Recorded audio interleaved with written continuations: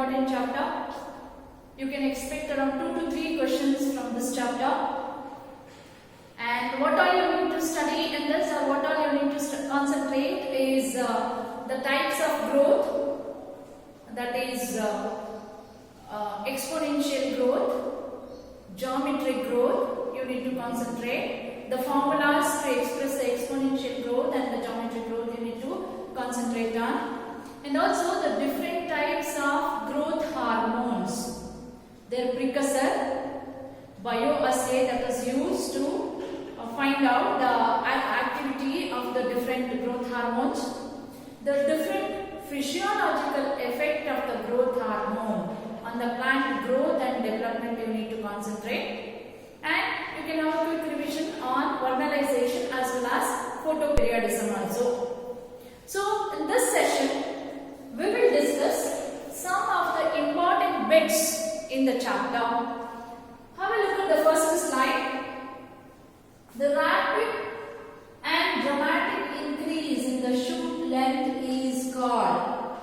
Again, it is related to the function of the growth hormone, and you need to find out which hormone is responsible for the rapid and dramatic increase in the shoot length, as well as what it is called. So the rapid and dramatic increase in the shoot length is related to the function of gibberellic acid. Gibberellic or the gibberellic acid. The gibberellins are responsible for inducing rapid and dramatic increase in the shoot length, especially in the group of plants called rosette plants. Cabbage is an example, radish is an example. These plants are called rosette plants because they will have very short internodal length. That is, the internodal length will be very short. The nodes are very close to each other. At every nodal region, the leaves are formed, so the plant appears to be bushy in nature. And in these plants, just before flowering, the internodal length should increase, or the stem should elongate. How does it elongate? By increasing the internodal length. And this rapid increase in the internodal length just before flowering is called bolting. Bolting is induced by gibberellins. Bolting can be induced by exposing to the long period of light or to the cold temperature. Right? Long day requirement can induce bolting. Cold temperature can induce bolting. And if there is not availability of these two, spraying the gibberellins will induce the bolting. Bolting is nothing but the rapid increase in the internodal length or of the shoot system just before the flowering. Where does it take place, or it is usually seen in case of rosette plants? Right? Triple response is a wrong answer, because triple response is a bioassay for ethylene. Ethylene is again a gaseous plant hormone. So bioassay for ethylene is triple response. Scarification is also wrong answer. Scarification is a process where the seed coat will be weakened by treating with a weak acid or a weak base to allow the seed to germinate. So scarification is also wrong answer. Night break effect, there is no such effect. So the right answer is bolting.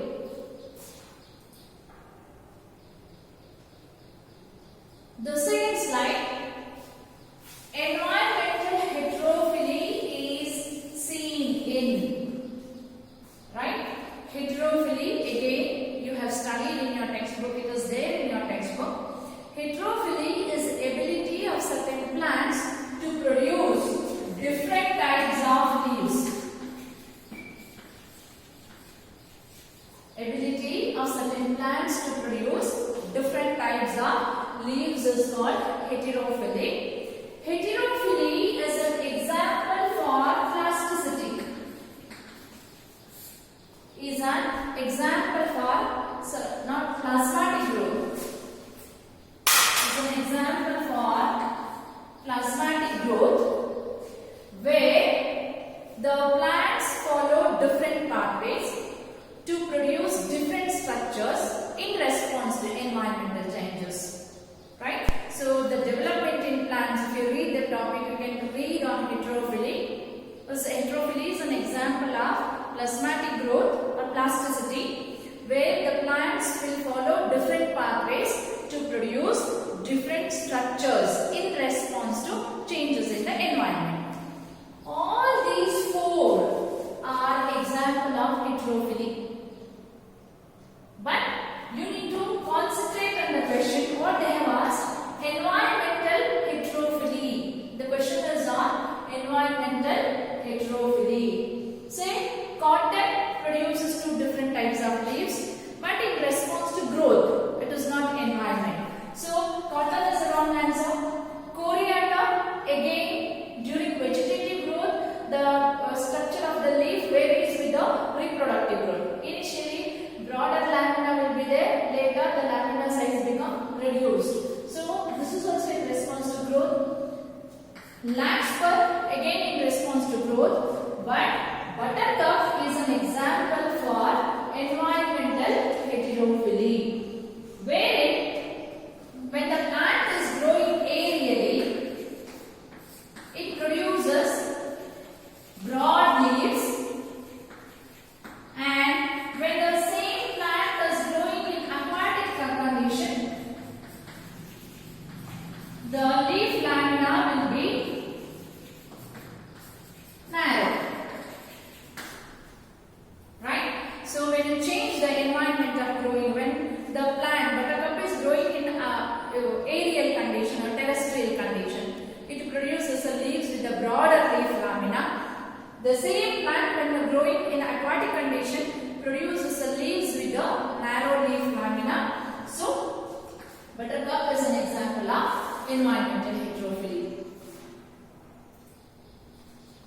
Genetically dwarf plants can be induced to grow tall by using the next question.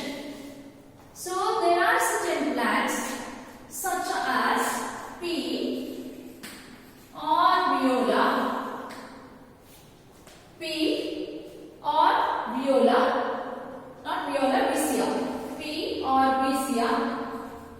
Certain varieties of pea and vicia are genetically dwarf. They grow very short. They are genetically dwarf because their genetic composition itself decides the length of the plant when the plant grow very short. In such plants that are genetically dwarf, if there is an external spray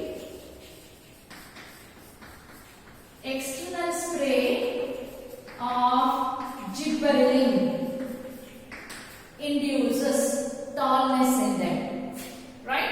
So the right answer is gibberellin. Phycophilins are the wrong answer. These are the structures that are present in the cyanobacteria involved in the photosynthesis. Auxin, though it is a growth hormone, it induces the cell division, cell enlargement, but it does not induce tallness in the genetically dwarf plant. So auxin is also wrong answer. Again, cytokinin, which helps in the formation of the shoot system, morphogenesis of the shoot system. So it cannot and delay the process of senescence, but it doesn't have effect on genetically dwarf plant. So cytokinin is also wrong answer. Right answer is gibberellins.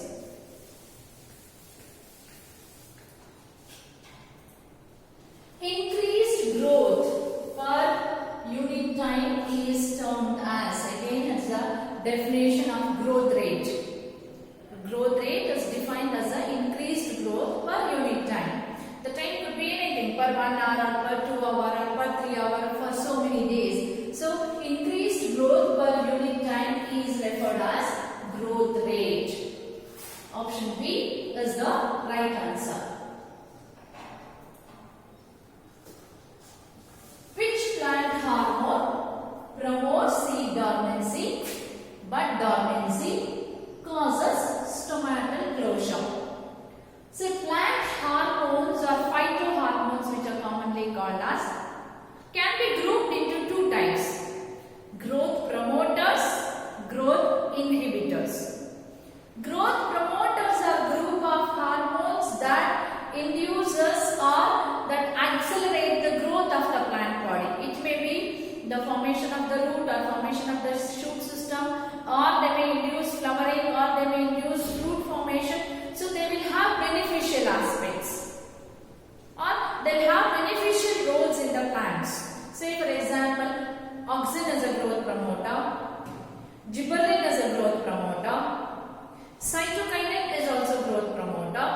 There is one more group of hormones which are called growth inhibitors. They will have certain inhibitory effect on the plant growth and the development. Inhibitory effect means they may induce falling of the leaves or closing of the stomata, or they make plants not to flower or no seed formation. Any such inhibitory activities, right? Those are called growth inhibitors. Say abscisic acid is an example of growth inhibitor. Whereas the other one, the ethylene, has both growth promoting as well as growth inhibiting activities. Now if you look at the physiological processes that promote seed dormancy. If a seed undergoes dormancy, it fails to germinate. Seed dormancy is a resting period where the seeds will keep their metabolic activity very low. They sustain, but the metabolic activity will be very low and they do not germinate. The bud dormancy, again, the buds that are, which may be axillary bud or the apical bud, they also undergo period of resting so that no new shoot system is formed. Or the closing of stomata closure. All these are inhibitory activities. Growth inhibition it is, right? It is not promoting the growth. So, which plant hormone promotes seed dormancy, bud dormancy and causes the closure of stomata? It is abscisic acid. IAA is indole acetic acid. Indole acetic acid is nothing but auxins there. So, auxin do not have inhibition effect. GA stands for gibberellic acid. Again, it doesn't leads to closing of stomata. The cytokinins, again, they are also growth promoters. So, the right answer is abscisic acid.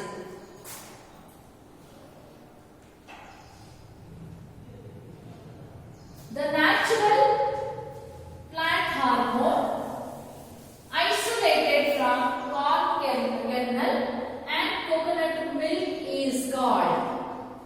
So many of the plant hormones, as the name indicates, they are of course isolated from the plants only.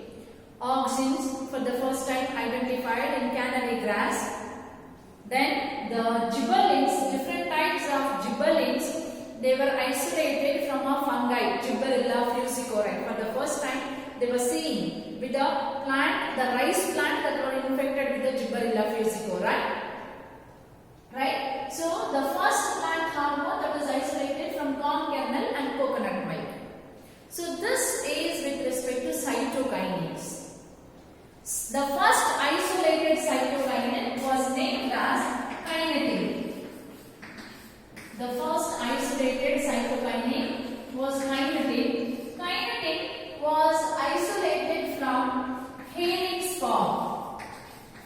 Herring is a type of fish, right? Kinetin was for the first time isolated from autoclave, that is sterilized, autoclave herring sperm. But these kinetins are the group of cytokinins. These kinetin do not occur naturally in plants.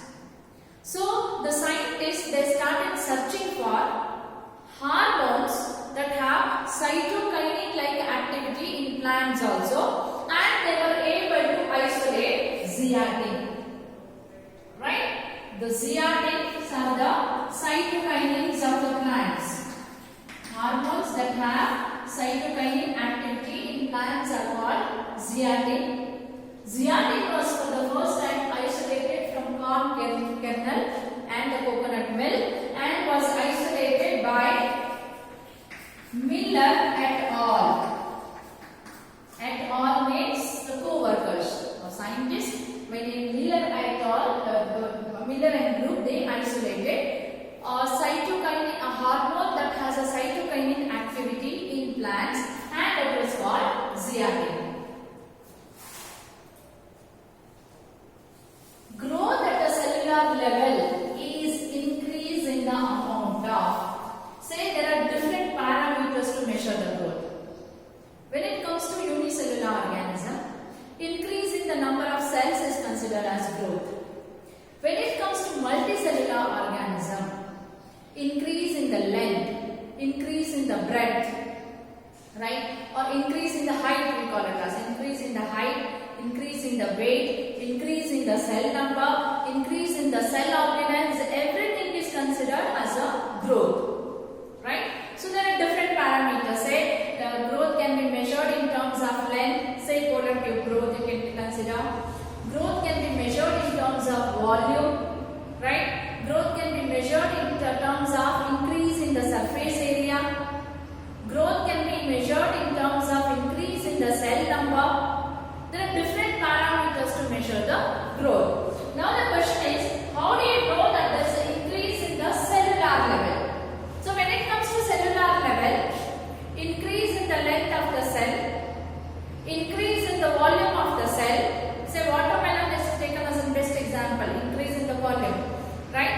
And increase in the protoplasm of the cell.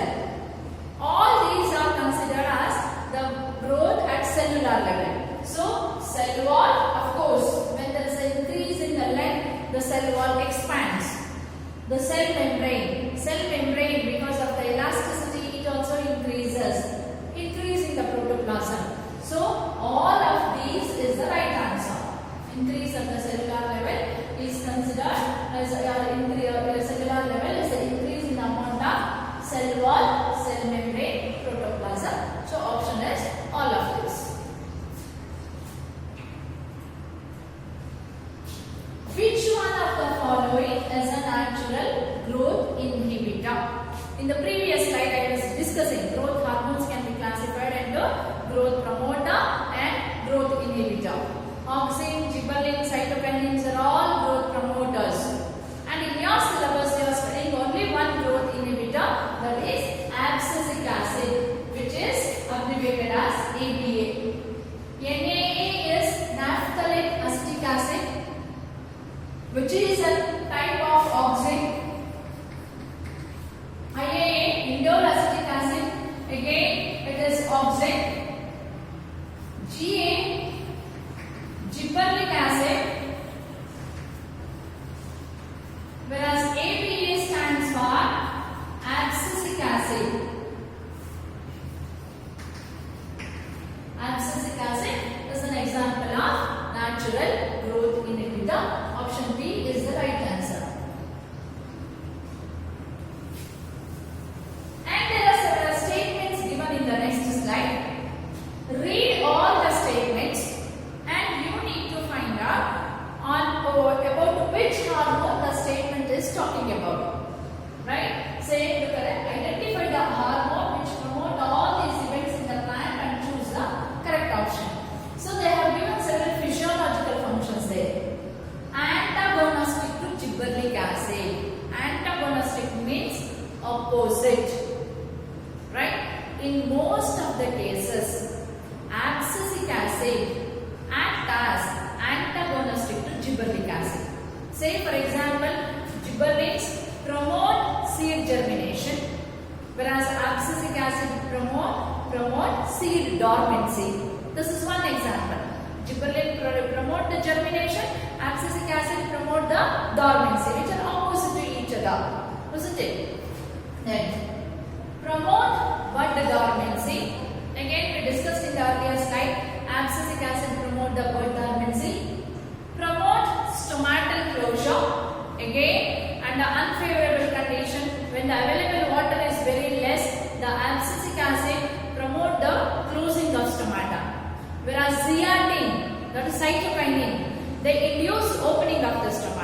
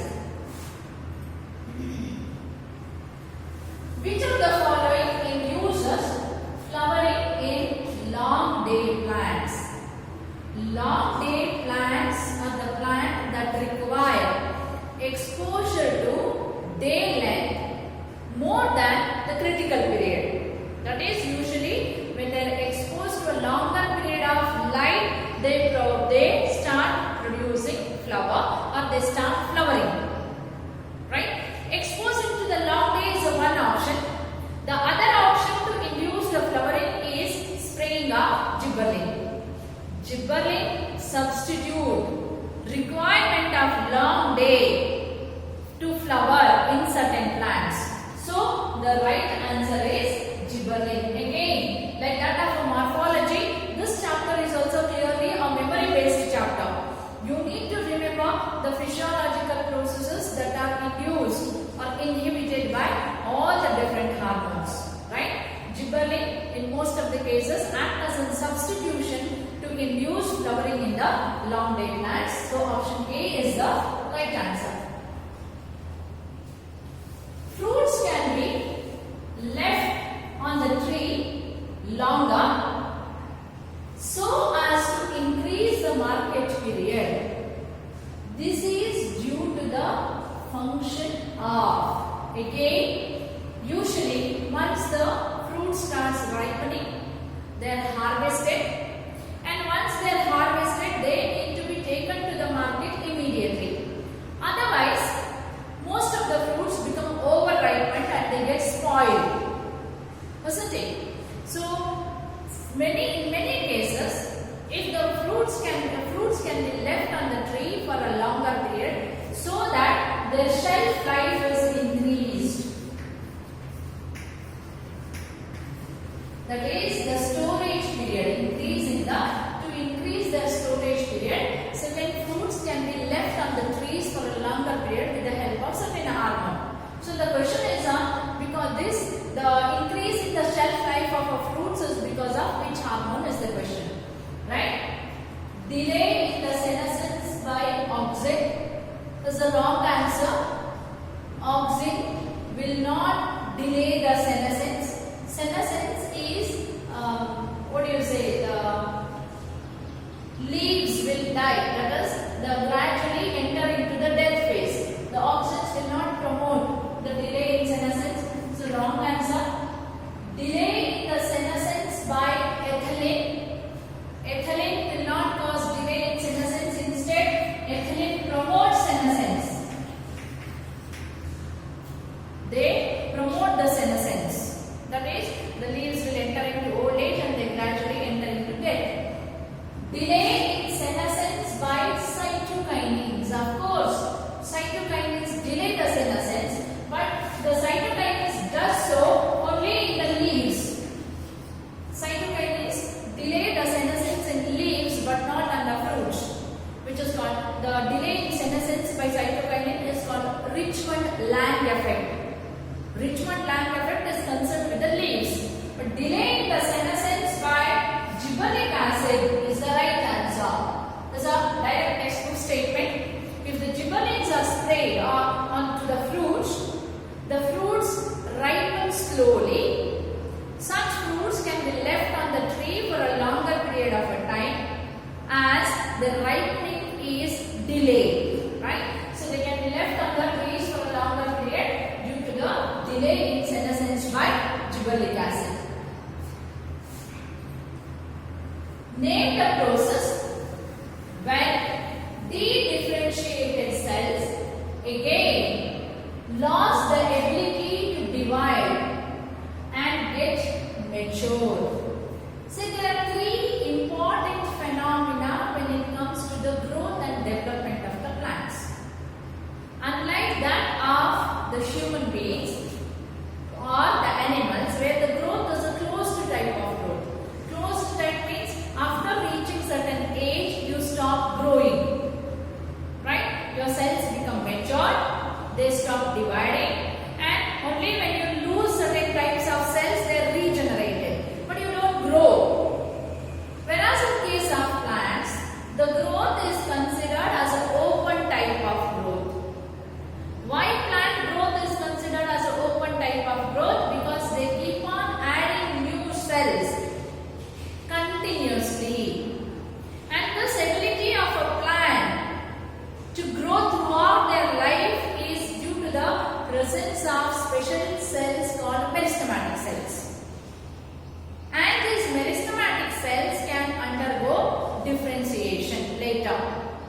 to produce a permanent cell. So there are three phenomena in plants that make plant cells totipotent. Totipotent means any part of the plant can give rise to a new plant, unlike that of animals. So what are those three phenomena? The three phenomena are called differentiation,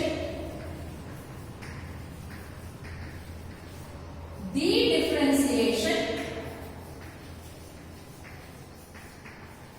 and redifferentiation.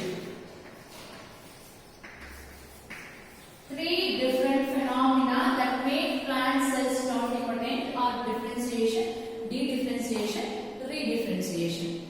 Differentiation is a process where a meristematic cell gets converted into permanent tissue. Say the cells that are present that are derived from a root apical meristem or the shoot apical meristem or the cambium, right? So here is a phenomena where the meristematic cells become permanent. See all that the parenchyma, collenchyma, sclerenchyma, primary xylem, primary phloem, all these are the product of differentiation, where the meristematic cells become specialized to perform a specific function. Whereas dedifferentiation is a phenomena where differentiated cells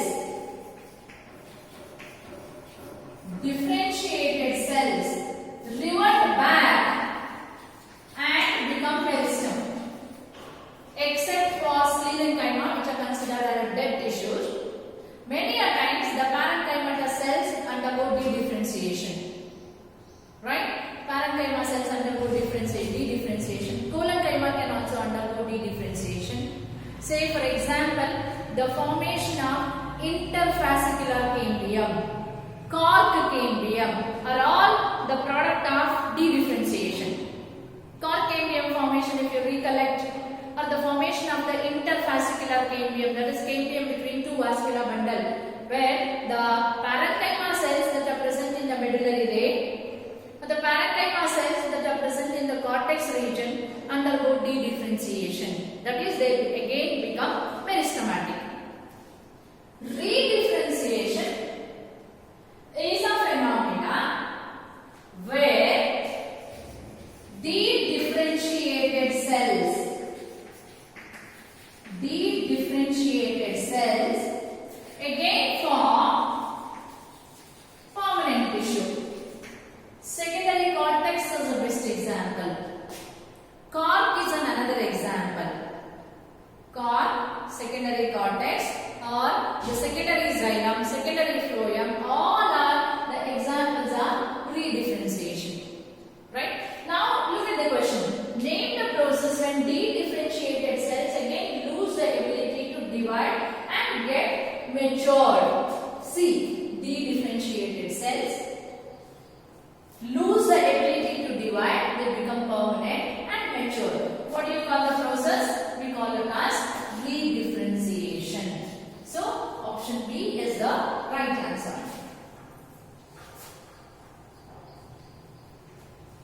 Next slide. One hormone promotes or helps in ripening of the fruits, while the other stimulate the closure of the stomata. These two are respectively. You need to find out the combination of hormone. One promotes the fruit ripening, the other one promotes closing of stomata. Closing of stomata we already have discussed, right? It is related to abscisic acid. Now if you see, there's only two options that have abscisic acid in them. In these two, you need to find out which one is the right answer, right? The fruit ripening is always promoted by ethylene. Ethylene is a gaseous hormone which promote the fruit ripening. So the fruit ripening is done by ethylene. Closing of stomata is carried out by abscisic acid. So option B is the right answer. Micropropagation is done by. Micropropagation as a process in tissue culture. Tissue culture is a technique of producing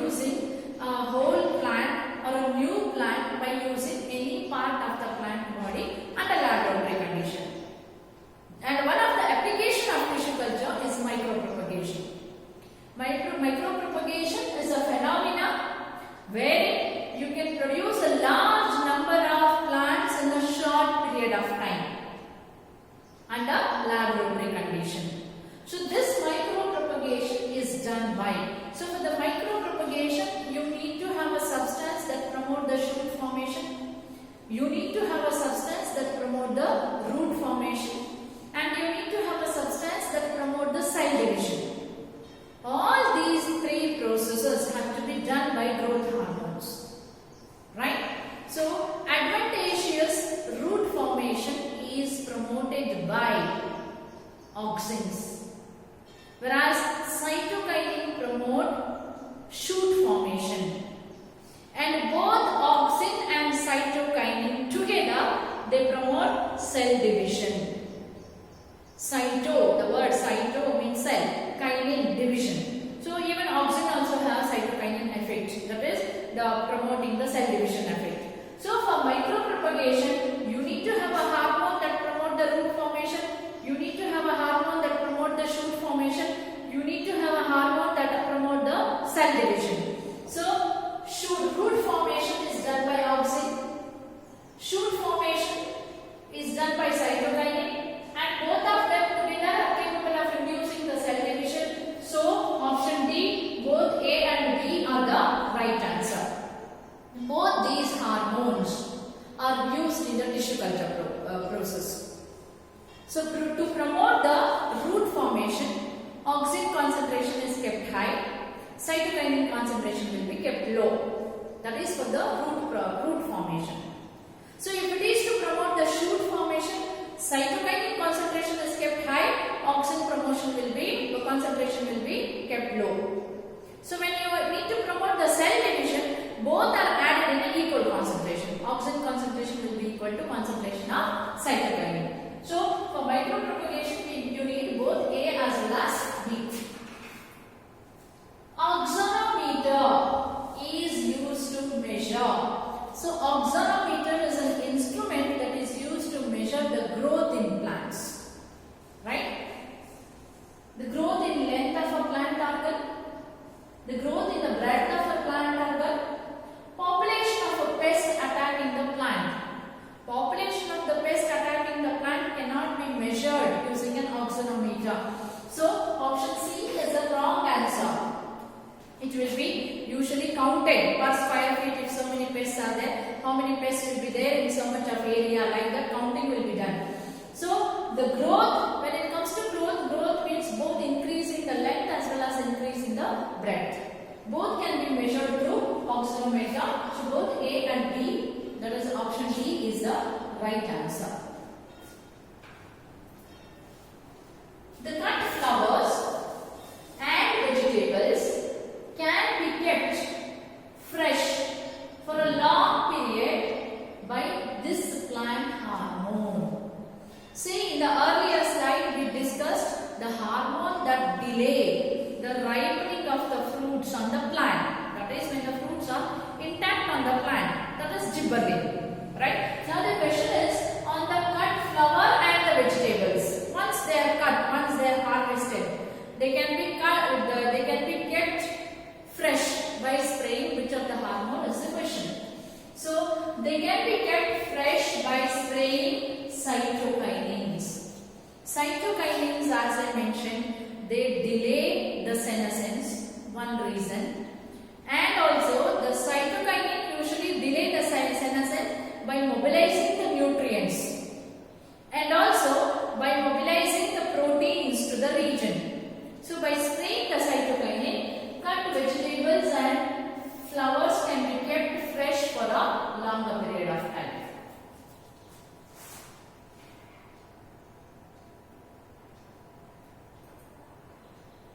Photoperiodism was first characterized in photoperiodism or photoperiod is relative length of day and night in that induces flowering in the angiosperms, or the effect of relative length of day and night in flowering plants is called photoperiod or photoperiodism. So many angiospermic plants, they respond to the relative length of light hours or the dark hours that they are exposed, which directly affect the process of the flowering in the plants, right? Based on which the flowers can be classified, the plants can be classified into three types: long day plants, short day plants, day neutral plants. The long day plants always require exposure to day length more than the critical period. Critical period could be 10 hours or 12 hours or 6 hours, whatever. They produce flowers only when they are exposed to a light period of more than critical period. Imagine there is a plant that requires a light hours of 10 hours. 10 hours is a critical period. So that plant will produce flowers only when it is exposed to a light period of more than 10 hours. That is long day plants. Short day plants are those that start producing the flowers only when they are exposed to a light period of less than critical day length. Day neutral, they are not affected by the relative length of light or darkness. So now the photoperiodism for the first time was studied in tobacco plants. It was studied in tobacco plants by a variety of tobacco which is called Maryland mammoth variety of tobacco. It was for the first time studied in Maryland mammoth variety of tobacco by two scientists called Garner and Allard. These two scientists for the first time studied photoperiodism in Maryland mammoth variety of tobacco, which is an example of short day plant. Tobacco is an example of short day plant, or SDP we abbreviate it as. If a plant needs 10 hours of darkness, then identify the condition under which it will flower. Right? Again, in the previous slide I was discussing. The plants can be classified into long day plant, short day plants, day neutral plant. Long day plants always require exposure to day length higher than the critical day period.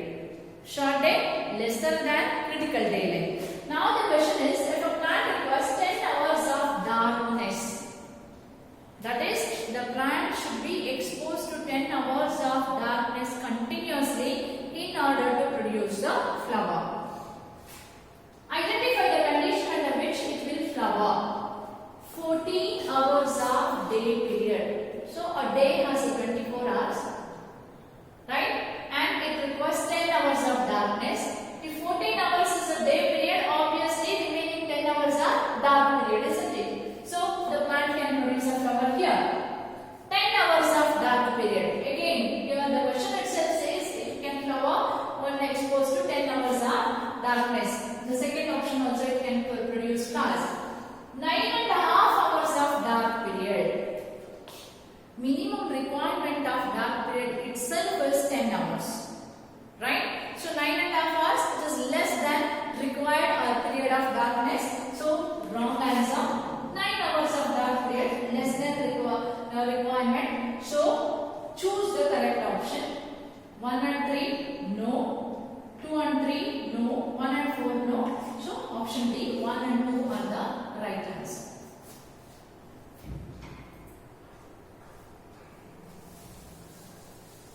What helps in flowering?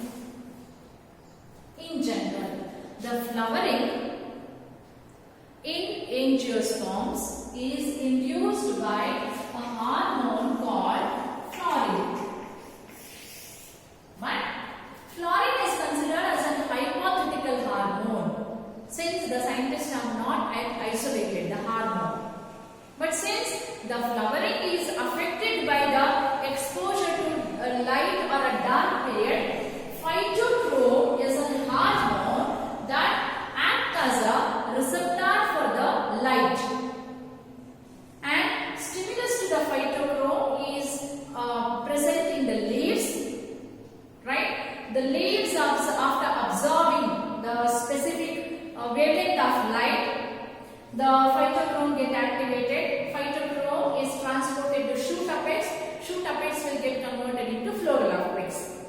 So phytochrome is a blue-green color hormone. It occurs in two different forms. Say PR, which absorbs red light, and it is called P66. PFR, it absorbs far red light. PFR absorbs far red light, and it is called P730. Right? Phytochrome is a flowering hormone. It is usually present in the leaves.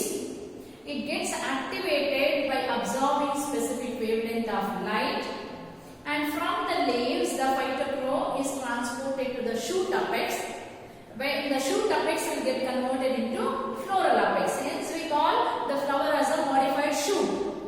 So usually the long day plants flower after absorbing far red light, whereas short day plants flower after absorbing PFR. These two are interconvertible.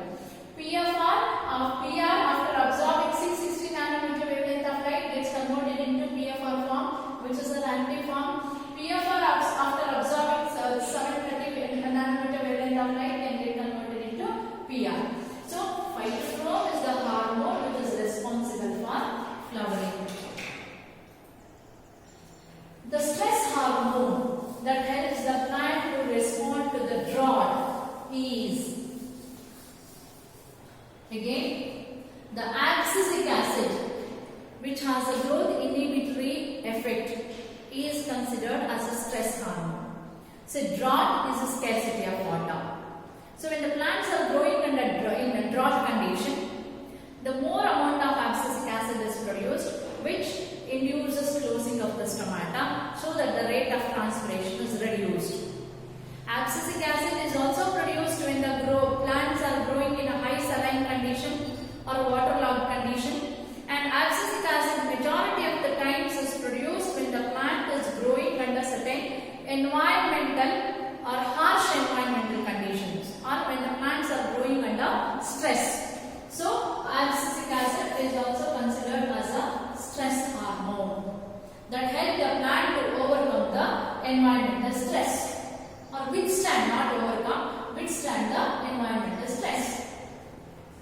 Auxins promote, again, the physiological effects of auxin you need to study. Cell growth and enlargement. This is one of the most prominent effect of the auxin. So this is also right. Cambial activity. Yes, auxin promote the cambial activity. Cambium is a meristematic tissue that is involved in the formation of xylem and phloem, isn't it? Auxin specifically promote xylem differentiation. It promotes xylem differentiation. So this is also true. Promote apical dominance. Apical dominance, again, one of the very important physiological effect of auxin.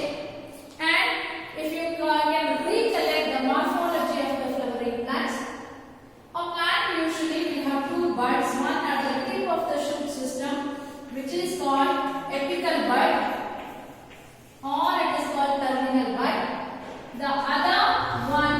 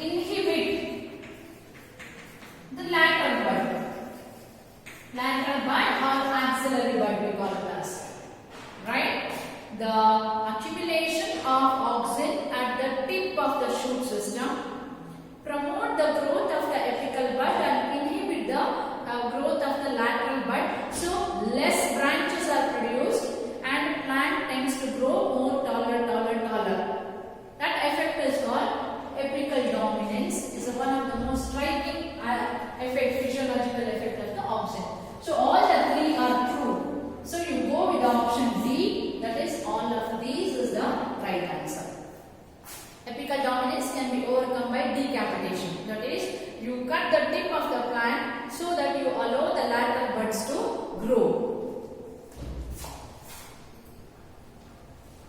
Respiratory climacteric is related to. Respiratory climacteric is a phenomena where there is a rapid rise in the respiratory rate. Rapid rise in the respiratory rate during ripening of the fruit. Climacteric rise we call it as.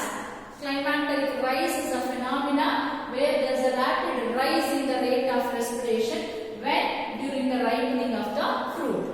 Now we need to think about which hormone induces the ripening of the fruits.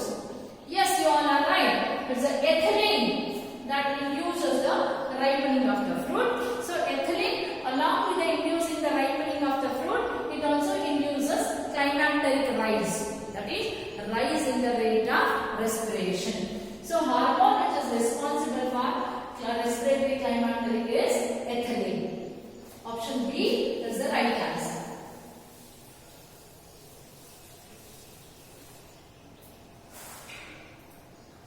Internodal elongation, just prior to the flowering in beet, cabbage and in many plants with a rosette habit is called. This I discussed in the first slide only. In many plants such as a beet or a radish or cabbage, they are called rosette plants because internodal length will be very short. So since every nodal region the leaves are produced, they give a bushy like appearance. So these plants, in order to flower, has to increase their internodal length.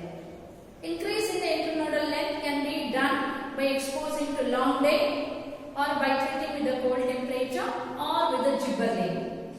Right? And that rapid increase in the internodal length, as we have discussed earlier, called bolting. It is not blotting, bolting. It is called bolting. Cutting obviously not an option. Grafting is a type of is a method of producing a hybrid plant. So it is not an option. Pruning is cutting of the tip of the plants. Pruning to make the to induce lateral bud formation. Decapitation, what I told.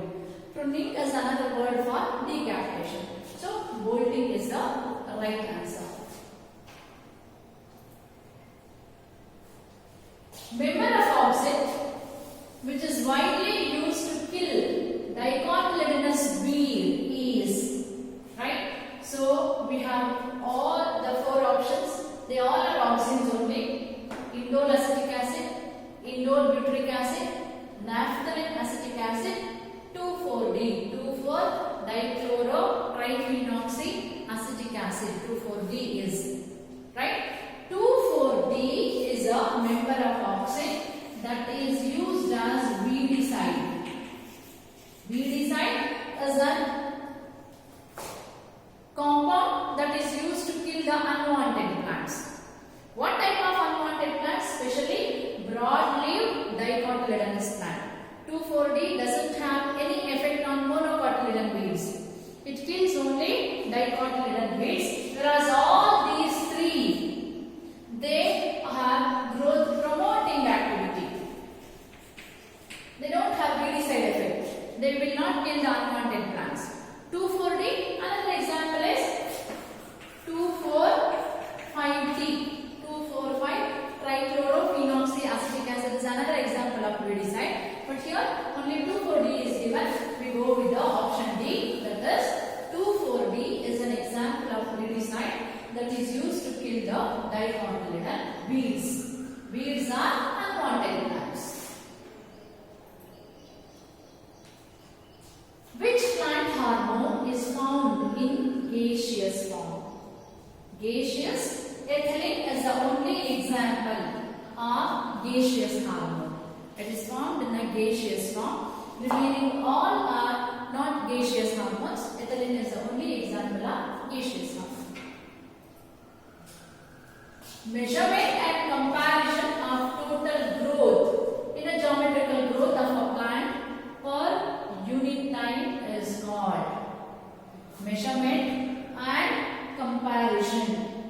Measurement and comparison of total growth in a geometrical growth, that is measurement and comparison. Say if we have two systems, say system A, system B, like this, measuring the growth of the both per unit time and comparing how much system A has grown after 10 minutes, how much system B has grown after 10 minutes. This measurement and comparison of two systems is called absolute growth. Qualitative, of course, is not a right answer. Qualitative, when it comes to number of leaves formed, or number of fruits formed, or number of chloroplasts that are present, increase in the quality is called qualitative growth rate. Relative growth, again, it is also a type of measurement of growth. Relative growth is measured or defined as growth per unit time compared with initial growth multiplied with 100. So, relative growth is also wrong answer. Exponential growth rate, again it is a type of growth pattern where you have a log phase, lag phase, log phase and stationary phase. That sigmoid curve you need to study. That growth pattern is called exponential growth. So, this is also wrong answer. So, measurement and comparison of total growth in a geometrical growth of a plant per unit time is called absolute growth rate. Senescence, that is the death of the plant part, as an active developmental cellular process in the growth and functioning of a flowering plant is indicated in. So most often senescence is indicated in the leaves. Leaves, if you carefully observe, initially they are very small in size. They go on increase, the surface area increases, they become more darker, accumulating more chlorophyll pigment. After a certain period of time, they become yellow, they fall off. Again the new leaves are formed. That is, the gradual growth process that leads to the death is called senescence. So, senescence as an active growth phenomena is seen in case of leaf obsession. Leaf obsession, again, obsession is a phenomena where the transport of nutrients and water will be stopped by forming an obsession layer that results in the fall of the leaves. So, it is seen in leaf obsession. To make stored food available for germination, with which hormone seeds should be treated? So, usually the seeds after they are formed, they undergo a period of dormancy, which vary from one seed to another seed, where they have a resting period. And before germinating, all the food that is stored in the seed in the form of cotyledon should be hydrolyzed, and that food should be made available to the embryo so that the embryo starts developing. The seed will germinate, producing a seedling, right? So, usually when the seeds are treated with the gibberellins. Gibberellins induces formation of hydrolytic enzymes such as amylase, protease, etc. The hydrolytic enzymes will be activated by the gibberellins, and these hydrolytic enzymes will break the complex food molecules into simple. That will be the food will be made available to the embryo, and embryo starts developing into a young one. And that is the reason why gibberellins are used in malting process. So in the brewery industries, the seeds will be treated with the gibberellin so that it induces or it fastens the process of germination of the seeds by using the hydrolytic enzymes. Most widely used compound as a source of ethylene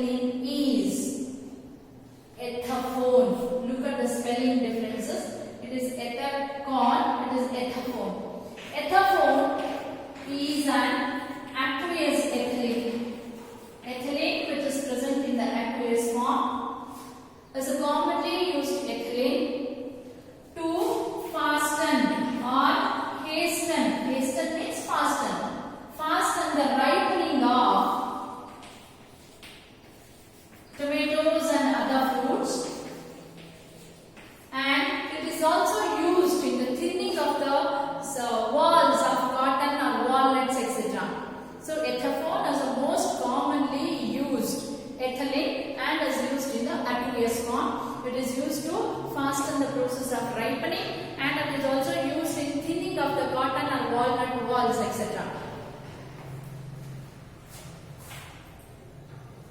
The site of perception of light. Again, this I discussed in the photoperiodism. The phytochrome, which is present in the leaves, is a site of perception of the light.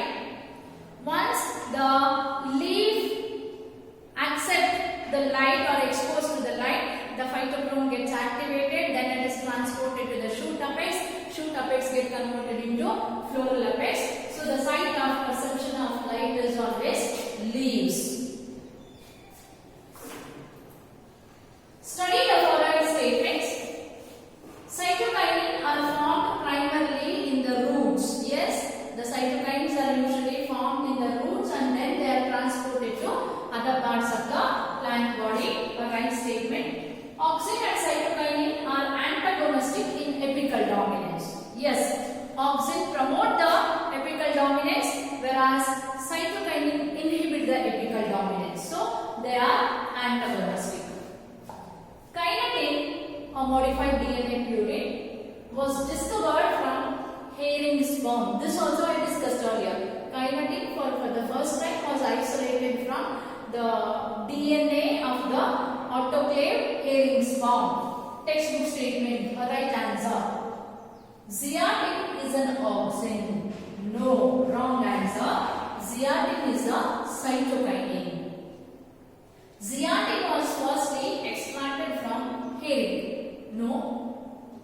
Kinetin was extracted from herring sperm, whereas zeatin was isolated from corn kernel. So this is also wrong statement. Fifth statement. Choose the incorrect ones. So fourth and fifth are the incorrect statement. Option B is the right answer. Which one is an example of redifferentiation? Redifferentiation, earlier I discussed all the three processes. Redifferentiation was a process where dedifferentiated cells gives rise to secondary permanent tissue. Now look at the option. Cork cambium is a product of dedifferentiation. So wrong answer. Secondary cortex is a product of redifferentiation. Meristems, they are meristematic tissue. Wrong answer. Interfascicular cambium is a product of dedifferentiation. So secondary cortex is the only component which is a product of redifferentiation. The bioassay for auxin is Avena curvature test. Bioassay, where you will be finding out the biological effect of particular compound on a living system. So Avena curvature test, which was developed by F.W. Wendt, is a bioassay for auxin. And in your running notes or in your regular classes, I have given bioassay for all the different hormones that you can have a look. The cells derived from the cambium, root apical, shoot apical meristem differentiate and mature to perform specific function. This act is called, right? Root apical meristem, shoot apical meristem, cambial cells, they differentiate to produce parenchyma, collenchyma, sclerenchyma, primary xylem and primary phloem. So that process is called differentiation. Because I have already discussed all these processes in the earlier slide in detail, I am not going in detail again. That process is called differentiation. Induction of flowering by low temperature treatment is called. Okay, in many annual and biennial plants such as a wheat, right, or rye, the flowering can be induced by treating the seedlings to a low temperature or treating the plants to the low temperature. The phenomena is called vernalization. Pruning, again cutting the hair coat, right? Photoperiodism, effect of day length or light on the flowering, so it is also wrong answer. Cryobiology, biology that is related with the low temperature. But here, effect on the plant, the low temperature effect on the plant has a specific name which is called vernalization. So these are some of the important bits that we have discussed in the plant growth and development.